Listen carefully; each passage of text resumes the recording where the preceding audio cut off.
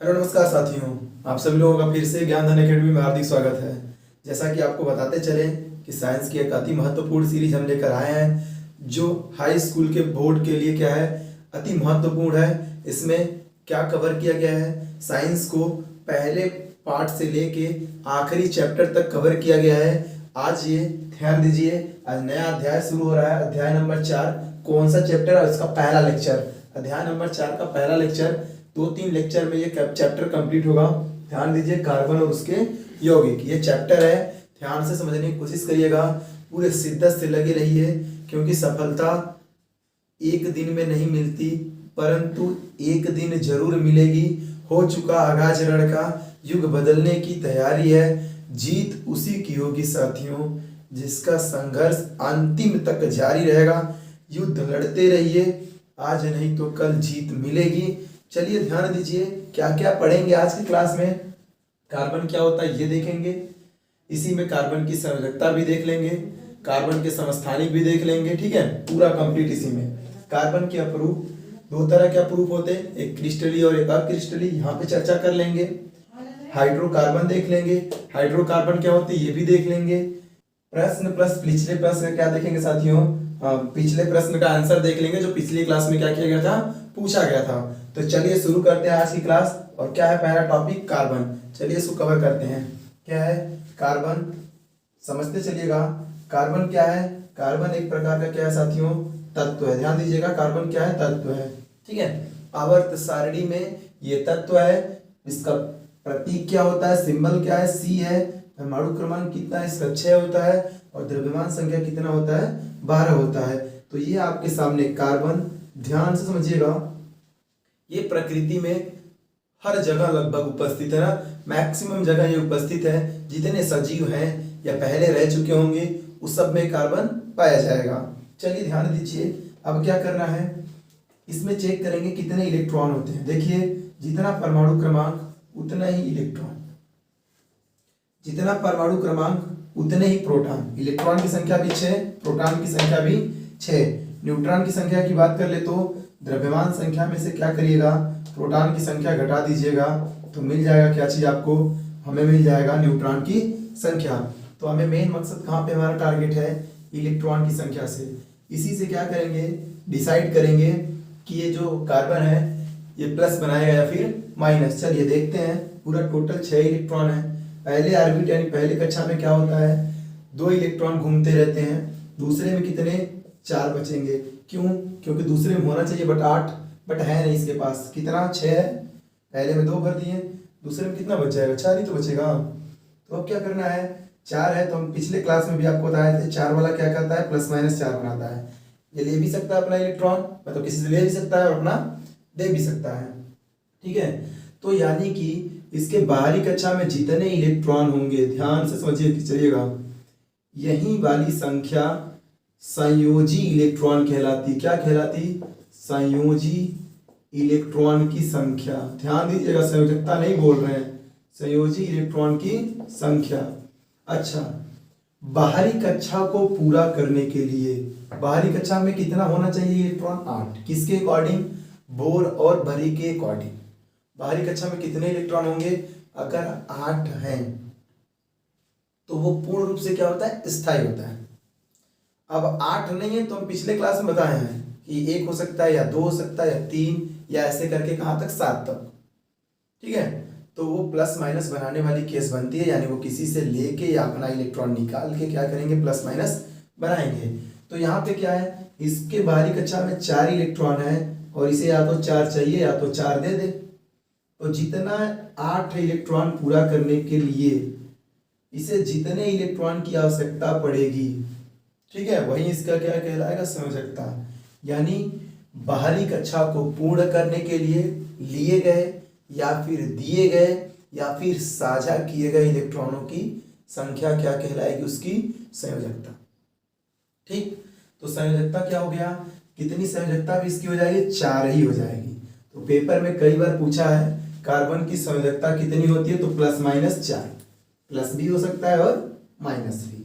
ठीक है, तो जितना संयोजकता होगा, ध्यान दीजिए, यही डिसाइड करेगा, ठीक, कि कौन सा तत्व किस तत्व के साथ जुड़ेगा तो कितनी बॉन्डिंग के साथ जुड़ सकता है। ठीक है, ऐसे समझने की कोशिश कीजिएगा, हम समझा रहे हैं। देखिए कार्बन की संयोजकता कितनी हो गई 4 और संयोजी इलेक्ट्रॉन की संख्या भी कितनी है 4, दोनों बराबर बराबर है इस केस में।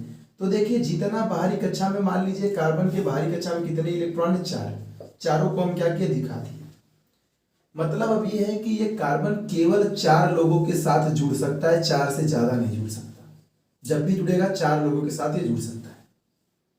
ठीक है, तो यानी 4 लोगों से जुड़ेगा तो कार्बन की संयोजकता है कोई 4 और 4 बाहरी कक्षा में इलेक्ट्रॉन है, यही रीजन है कि वो 4 लोगों के साथ जुड़ेगा। और 4 लोगों के साथ जुड़ेगा तो ध्यान से समझिएगा 4 बॉन्डिंग बनाएगा। कितनी बॉन्डिंग 4 बॉन्डिंग, यानी कार्बन के पास ऐसे करके 4 बॉन्डिंग होगी, यानी कार्बन 4 लोगों के साथ जुड़ सकता है। अधिकतम है ये, कम से कम में कभी मत रखिएगा, हमेशा ये कितना जुड़ेगा 4 ही जुड़ेगा। अभी जब उदाहरण लेंगे अब समझेंगे, फिलहाल हमारा टारगेट क्या है, कार्बन को समझने की कोशिश करते हैं। कार्बन क्या है, एक तत्व है जिसका परमाणु क्रमांक 6 होता है, द्रव्यमान संख्या 12 है, प्रतीक क्या है C है। ठीक, अब देखते हैं क्या चीज, अब देखेंगे कार्बन के समस्थानिक कितने होते हैं। कार्बन के 2 समस्थानिक, ध्यान समझिएगा कितने हैं 2 समस्थानिक। कौन कौन से वाले हैं, कार्बन 12 है, ध्यान दीजिए कार्बन 12 और कार्बन 14, दोनों का परमाणु क्रमांक सेम होता है 6 6। तो एक कार्बन 12 और एक कार्बन 14। मेन वाला कौन सा है, यही वाला। इसका उपयोग कहाँ करते हैं, ध्यान समझिएगा, इसका उपयोग करते हैं जीवाश्मों की आयु निर्धारित करने के लिए। क्या निर्धारित करने के लिए, आयु निर्धारित करने के लिए। ठीक है, यानी कि कार्बन डेटिंग प्रणाली में, कौन सी प्रणाली इसको बोलते हैं, कार्बन डेटिंग प्रणाली। ध्यान दीजिए कार्बन डेटिंग प्रणाली बोलते हैं किसे, जीवाश्म की आयु निर्धारित करने के लिए। किससे करते हैं, कार्बन 14 से। ठीक है, तो कार्बन के 2 समस्थानिक है, कार्बन 12 और कार्बन 14। आपको यहाँ पे ध्यान देने वाली बात क्या थी, एक बात ये थी कि कार्बन का कौन सा समस्थानिक कार्बन डेटिंग प्रणाली में यूज होता है या फिर जीवाश्म की आयु निर्धारित करने के लिए, एक चीज ये देखना था। दूसरा क्या देखना था कि कार्बन के बाहरी कक्षा में कितने इलेक्ट्रॉन थे, उसकी संयोजकता कितनी होती है और संयोजी इलेक्ट्रॉन की संख्या कितनी होती है और ये कितना बॉन्डिंग बना सकता है।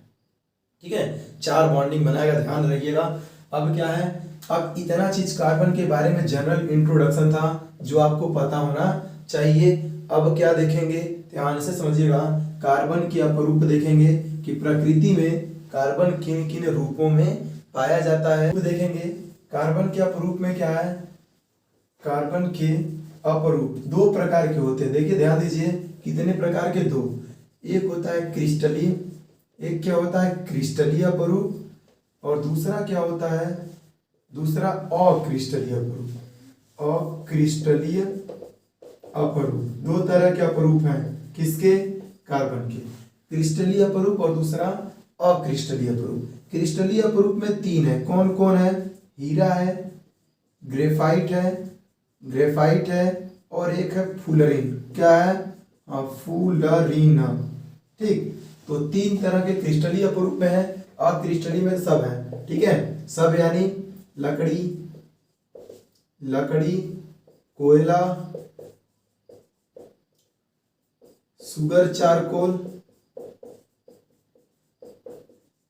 ठीक, एटीसी कर लीजिए। बहुत सारे अब जितने आएंगे सब किसमें, अक्रिस्टलीय में ही आएंगे। मेन कौन सा है, क्रिस्टलीय, छाप लीजिए, मेन कौन सा है, क्रिस्टलीय। ठीक, होता क्या है समझिएगा, अपरूप का मतलब समझा दिया, रूप ही। प्रकृति में कार्बन जिन रूपों में पाया जाएगा वही कार्बन के क्या कहलाएंगे, अपरूप कहलाएंगे। और 2 रूपों में पाया जाता है, एक क्रिस्टलीय और एक अक्रिस्टलीय में बांट दिया गया। क्रिस्टलीय में क्या है, हीरा है, ग्रेफाइट है, फुलरिन है।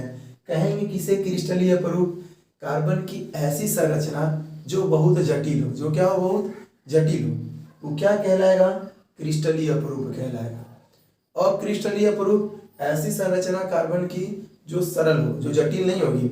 अच्छा देखिए, इसकी संरचना सरल होने के कारण ही ये जल जाते हैं आसानी से, और ये नहीं जलते क्योंकि इसकी संरचना क्या है, कठिन है, जटिल है।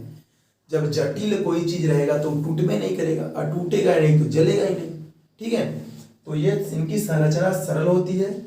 ठीक है, और क्रिस्टलीय अपरूप, जिनकी संरचना जटिल होगी वो क्रिस्टलीय अपरूप। हीरा हो गया, ग्रेफाइट हो गया, फुलरिन हो गया, एक एक करके तीनों को अभी क्या करते हैं देखते हैं। पहले किसको निपटाते हैं साथियों? क्रिस्टलीय अपरूप को। क्रिस्टलीय अपरूप ही पढ़ना भी है। क्या है? पहला हीरा। हीरा की खास बात क्या है, ध्यान समझिएगा कि इसमें जो कार्बन होता है ना साथियों, ध्यान दीजिए, वो 4 अन्य कार्बन परमाणुओं से क्या रहता है? जुड़ा रहता है। हर एक कार्बन परमाणु, देखिए एक कार्बन इधर इधर इधर, देखिए 4 लोग से जुड़ा है। ठीक है, ये वाला कार्बन 4 लोग के साथ देखिए क्या जुड़ा है। अब ये भी क्या रहेगा? 4 लोग के साथ कुछ इस तरीके से जुड़ जाएगा। अब ये वाली भी सेम प्रोसेस, ये भी कितने लोग के साथ जुड़ जाएगा? 4 लोगों के साथ। अब कहिए सर 3 जोड़ रहे हैं, 4 क्यों लिख रहे हैं? ध्यान दीजिए, 1 2 3, इधरिया वाला ये क्या हो गया? 4। देखिए इसके पास, देखिए 1 2 3 4, 4 लोगों से जुड़ा है कि नहीं जुड़ा है? इसको भी देख लीजिए, 1 2 3 और 1 इधर, तो 4 बॉन्डिंग बनाएगा और 4 लोगों से जुड़ा है। अब बात समझने वाली क्या है, हम क्या कहते हैं कि इसके बाहरी कक्षा में कितने इलेक्ट्रॉन है? 4। आज चारों इलेक्ट्रॉन देखिए, एक यहाँ एक यहाँ एक यहाँ एक यहाँ, चारों क्या है? चारों इलेक्ट्रॉन 4 लोग से जुड़े हैं। मतलब इसका एक कोई इलेक्ट्रॉन फ्री नहीं है, इसका कोई भी इलेक्ट्रॉन फ्री नहीं है, मतलब कोई इलेक्ट्रॉन मुक्त नहीं है, इलेक्ट्रॉन इसका मुक्त नहीं है। मतलब क्या बात निकली कि हम जानते हैं कि विद्युत धारा को कौन बहाता है? इलेक्ट्रॉन, और इलेक्ट्रॉन मुक्त है ये नहीं है। तो जब इलेक्ट्रॉन मुक्त है ये नहीं है, मतलब हीरा में विद्युत धारा प्रवाहित नहीं होगी। तो क्या कहिएगा कि हीरा कार्बन का क्या है? क्रिस्टलीय अपरूप है, जिसमें हीरे का एक कार्बन परमाणु 4 अन्य कार्बन परमाणुओं से जुड़ा रहता है। और खास बात क्या है? खास बात यह है कि 4 अन्य कार्बन परमाणुओं से जुड़े होने के कारण इसका कोई भी इलेक्ट्रॉन मुक्त नहीं रहता है। अतः जो भी हीरा है उसमें विद्युत धारा प्रवाहित नहीं होगी। अब इसकी संरचना कैसी होती है? तो लिख लीजिए, चतुष्फलकी।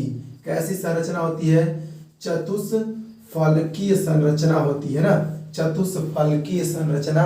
अब बात करते हैं हीरे का उपयोग। क्या देखेंगे? उपयोग देखेंगे। उपयोग में क्या?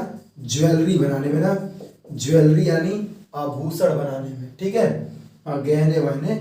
ठीक, दूसरा कांच की कटाई में। कहाँ पे? कांच की कटाई में इसका क्या करते हैं? प्रयोग करते हैं। कांच को काटने के लिए हीरे का क्या करते हैं? प्रयोग करते हैं। ठीक है, तो ये महत्वपूर्ण कुछ उपयोग थे, और आपके सामने हीरे की ये संरचना रही। ठीक, यानी एक कार्बन बनाइएगा, 4 कार्बन अन्य से जोड़ दीजिएगा, वही संरचना ऐसे लंबी श्रृंखला रहेगी। तो ये ऐसे बहुत दूर तक चला जाएगा, इसीलिए ये जटिल है। क्या है?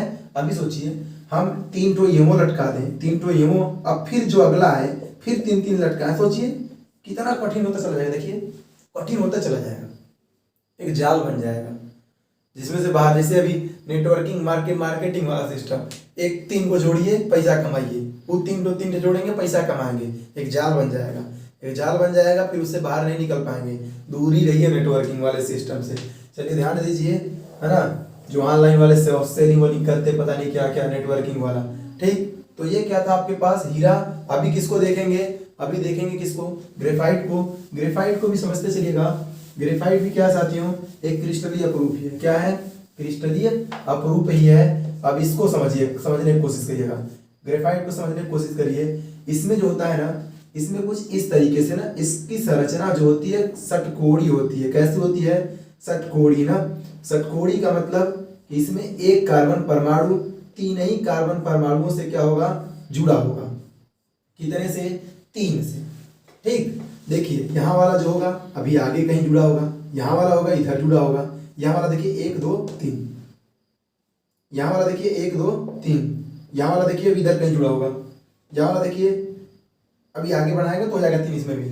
ठीक है, तो 3 क्या होते हैं? जुड़े रहते हैं। और षटकोणी मतलब ऐसे ही छल्ले के रूप में बने होंगे ना, आपसे संरचना नहीं पूछेगा, ऐसे छल्ले के रूप में बने होंगे। तो ये कौन सी संरचना हो जाएगी? देखिए कुछ ऐसे, अगर आगे भी बनाना चाहे तो ऐसे बना सकते हैं आप। देखिए कुछ ऐसे, है ना, ऐसे करके क्या होगा? ये जुड़ा होगा कुछ इस टाइप से। ठीक, देखिए हर जगह 3 होंगे, हर कोने पे देखिए 3 ही होगा। इस कॉर्नर पे भी देखिए 3, यहाँ भी देखिए 3, यहाँ भी देखिए 3। तो ये जो कॉर्नर जहाँ जहाँ है वहाँ पे कार्बन है, वहाँ पे क्या है, कार्बन ऐसे जुड़े रहेंगे। तो यही वाली संरचना क्या है, षटकोणीय संरचना। और कार्बन का एक परमाणु 3 अन्य कार्बन परमाणुओं से क्या रहता है, जुड़ा रहता है। अब बताइए 3 से जुड़ा है ना, तो 3 इलेक्ट्रॉन इसके क्या है, बंधे हैं। और एक कोई इलेक्ट्रॉन क्या है, ये फ्री है। ये क्या है, फ्री है, मतलब ये फ्री है यानी मुक्त है, अर्थात ग्रेफाइट में विद्युत धारा प्रवाहित होगी। ठीक है, ग्रेफाइट में विद्युत धारा प्रवाहित होगी, और जबकि हीरा में नहीं हो रहा था। ठीक, तो ध्यान दीजिएगा, इसमें क्या है, इसका कार्बन परमाणु 3 अन्य कार्बन परमाणुओं से जुड़ा रहता है और एक इलेक्ट्रॉन मुक्त होता है, जिसके कारण इसमें विद्युत धारा प्रवाहित होती है। इसकी संरचना कैसी होती है, षटकोणीय। ध्यान दीजिए, षटकोणीय संरचना होती है ना, षटकोणीय संरचना होती है। त्रिविमीय संरचना भी होती है ना, त्रिविमीय यानी 3 डायमेंशनल होता है। ठीक है, इसकी संरचना त्रिविमीय होती है। षटकोणीय संरचना का ये है, ध्यान रखिएगा। यूज कहाँ करते इसका उपयोग कहाँ करते, तो ध्यान से समझिएगा। पेंसिल जो रोल होता है ना, पेंसिल उसके लीड में करते, यानी पेंसिल के लीड में ना, पेंसिल के लीड में। ठीक, अब समझिएगा, अगर आप एक्सपेरिमेंट करना चाहें तो कर सकते हैं। पेंसिल का लीड निकालिएगा और बैटरी के एक टर्मिनल से जोड़ के दूसरे टर्मिनल पे चिपकाइएगा, बस क्षण भर के लिए, ज्यादा समय तक के लिए नहीं, और देखेंगे वो स्पार्क करेगा, है ना। तो समझ जाइएगा कि धारा, विद्युत धारा बह रही है। ठीक है, दूसरा उपयोग कहाँ करते, जो सबसे इंपॉर्टेंट है, कहाँ पे, स्नेहक के रूप में।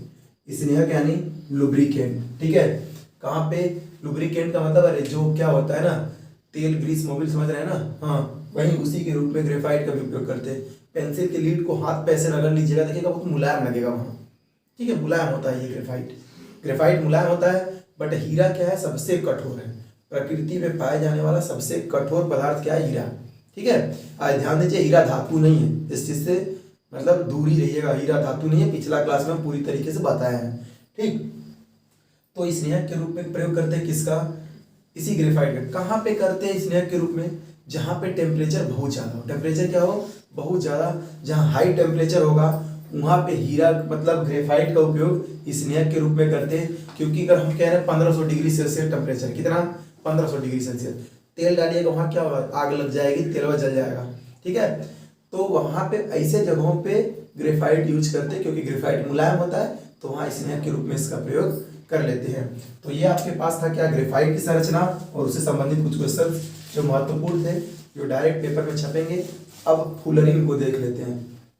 तो फुलरिन को ध्यान दीजिए, ये ऐसा प्राणी है ना, ये जैसा प्राणी है कार्बन का क्रिस्टलीय अपरूप, उसी व्यक्ति ने ढूंढा है। कौन से व्यक्ति ने, ध्यान दीजिए, बकमिनिस्टर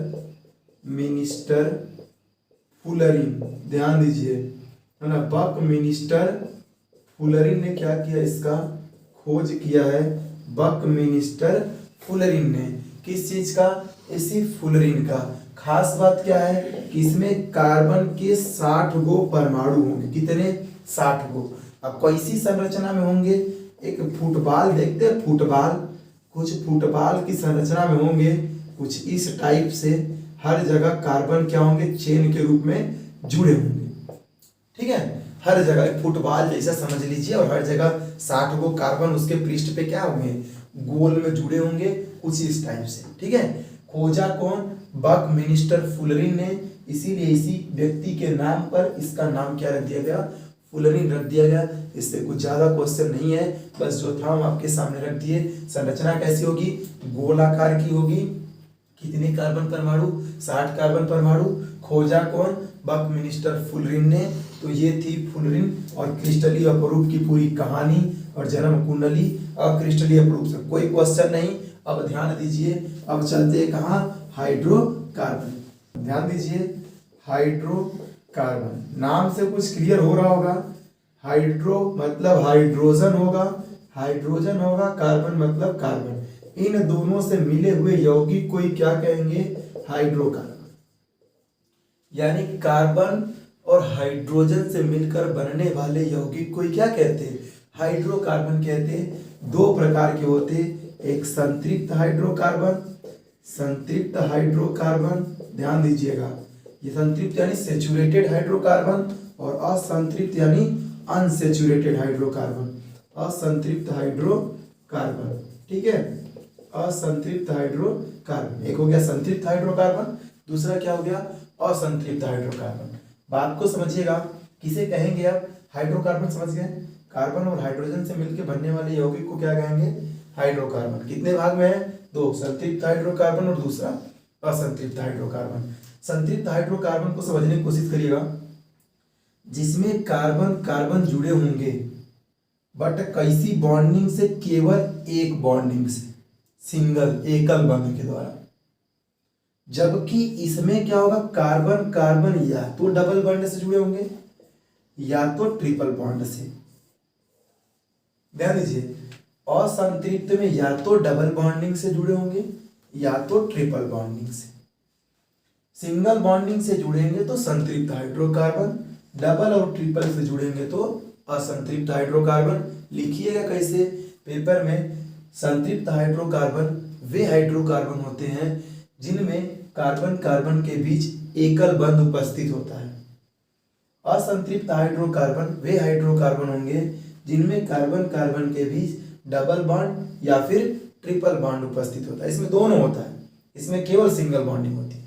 ठीक है, तो अगर देखा जाए तो इसका एग्जाम्पल देखिए, एक ग्रुप है, उस ग्रुप को हम लिखने की कोशिश कर रहे हैं, समझिएगा। इसमें एल्केन ग्रुप एक होता है, अभी जस्ट अगले लेक्चर में इस पे चर्चा होगी। एल्केन ग्रुप होता है, इसके लिए फार्मूला होता है CnH2n +2, CnH2n+2।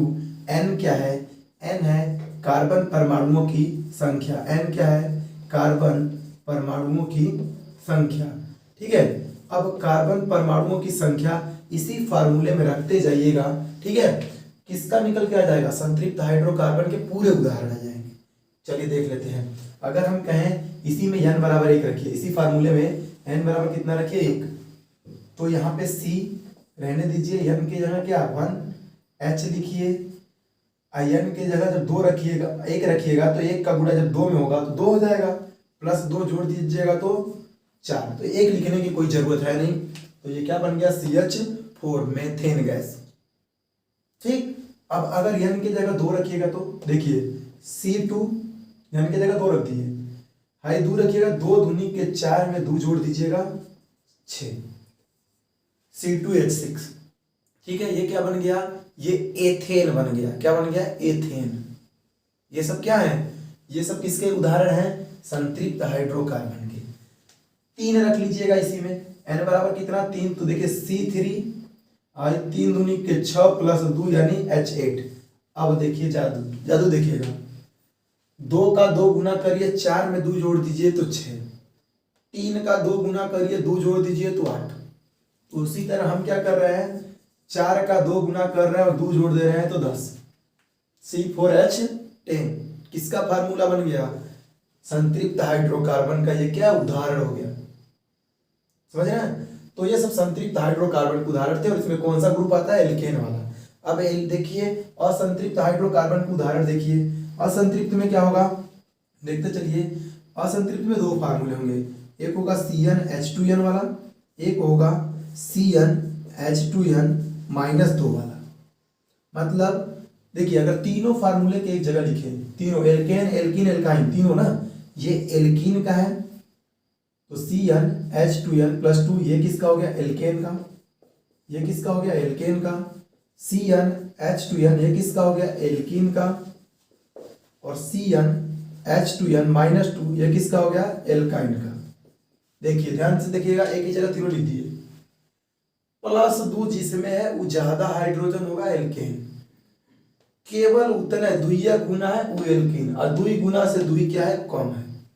ऐसा समझिएगा, कार्बन के 2 गुना से 2 अधिक होगा हाइड्रोजन तो एल्केन, कार्बन के 2 गुना होगा हाइड्रोजन एल्कीन, कार्बन के 2 गुना से 2 कम होगा तो एल्काइन। ऐसे समझिए, जैसे हम मान लीजिए लिख दिए, एक फार्मूला लिख रहे हैं। चलिए C3H6 लिख दिए, क्या लिख दिए, C3H6। 3 का कितना गुना हाइड्रोजन है, 2 गुना, 3 दूनी 6। देखिए तो n का 2 गुना क्या हाइड्रोजन, कार्बन का 2 गुना क्या हाइड्रोजन, तो कौन से ग्रुप का हो गया, एल्कीन। तो ये किसका उदाहरण हो गया, असंतृप्त हाइड्रोकार्बन। एक और लिख रहे हैं चलिए C4H8, C4 क्या लिख दिए H8। बताइए तो कार्बन का कितना गुना हाइड्रोजन है, 2 गुना। कौन सा ग्रुप हो गया, एल्कीन। समझ में आ रहा होगा, चीजें समझ में आ रही होंगी। अभी क्या करें, C4H6 लिख दिए। अब देखिए 4 दूनी के 8 से 2 क्या है, कम है। कौन सा ग्रुप, एल्काइन ग्रुप। संरचना बनाना हम अभी अगले क्लास में सिखाएंगे, अभी टेंशन मत लीजिए, अभी तो जनरल बात हो रही थी, ये बीच में आ गया इसीलिए हम बता रहे हैं। संतृप्त हाइड्रोकार्बन जिसमें कार्बन कार्बन के बीच सिंगल बॉन्डिंग, असंतृप्त हाइड्रोकार्बन जिसमें कार्बन कार्बन के बीच या तो डबल बॉन्डिंग या तो ट्रिपल बॉन्डिंग होगी। ठीक है, उम्मीद करते हैं कि हाइड्रोकार्बन आप बेहतरीन तरीके से क्या किए होंगे, समझ गए होंगे। अब पिछले क्लास का क्वेश्चन देखते हैं और आज का एक बेहतरीन क्वेश्चन हम आपको देकर चले जाते हैं। पिछला प्रश्न अगर देखा जाए ना तो क्या पूछा गया था, पूछा ये गया था कि अमलगम क्या होता है। क्या पूछा गया था कि अमलगम क्या होता है, ध्यान दीजिए ये चीज पूछी गई थी, अमलगम, अमलगम। हाँ, अमलगम क्या है, तो ध्यान दीजिएगा कोई भी मिश्र धातु, कोई भी मिश्र धातु में अगर कोई एक व्यक्ति क्या है, पारा है, क्या है, पारा यानी Hg। ठीक है, मिश्र धातु का मतलब 2 या 2 से अधिक धातुओं को आपस में क्या करिए, मिला दीजिए, मिश्र धातु। हम क्या कह रहे हैं कि मिश्र धातु आपको बनाना है, बट एक को धातु क्या है, पारा है, एक धातु क्या है, पारा है। तो वही जो मिश्र धातु तैयार होगी ना वो क्या कहलाएगा, अमलगम कहलाएगा। क्या कहलाएगा, अमलगम। कंडीशन छाप लीजिए कि आयरन अमलगम नहीं बनाता, आयरन के साथ अमलगम नहीं बनता, यानी आयरन और पारा जुड़ के अमलगम का निर्माण नहीं करते हैं। ठीक है, मतलब अमलगम समझ गए, कोई भी एक धातु जब पारे के साथ मिल के मिश्र धातु बनाती तो वो पेस्ट क्या कहलाएगा, अमलगम। ठीक है, वो मिश्र धातु क्या कहलाएगी, अमलगम। बट आयरन के साथ पारा मिलकर अमलगम का निर्माण नहीं करता, ध्यान दीजिएगा। अब सबसे नोट वाली महत्वपूर्ण चीज छापिए कि जो पारा है ना Hg, वो करता है किससे, सिल्वर से, किससे, Ag से, सिल्वर से ना, सिल्वर से जोड़ देते हैं किसको, Hg को यानी पारा को। तो जो कैविटी हो जाती है दांत में ना, झंझनाहट वाला जो प्रचार दिखाता है, जो कैविटी हो जाती है ना, उसी को भरने के लिए, दांत में भरने के लिए ना इसका प्रयोग करते, किसका, हाँ, इसी मरकरी और सिल्वर के पेस्ट का, यानी सिल्वर और मरकरी का अमलगम बनाते हैं और दांत में जो खाली जगह होगा वहां क्या करते, भर देते हैं। तो आई होप, उम्मीद करते हैं कि आपको अमलगम समझ में आ गया होगा। और आज का क्वेश्चन आपसे पूछते चले जाते हैं, तो आपको छापना ये है कमेंट बॉक्स में कि हाइड्रोजन के कितने समस्थानिक होते हैं और प्रत्येक का उपयोग क्या है ना, हाँ, प्रत्येक का क्या उपयोग है। ठीक है, हाइड्रोजन के कुल कितने समस्थानिक और इनके क्या उपयोग है, कमेंट बॉक्स में छापिएगा। और आज का क्लास हम यहीं पे ओवर करते हैं।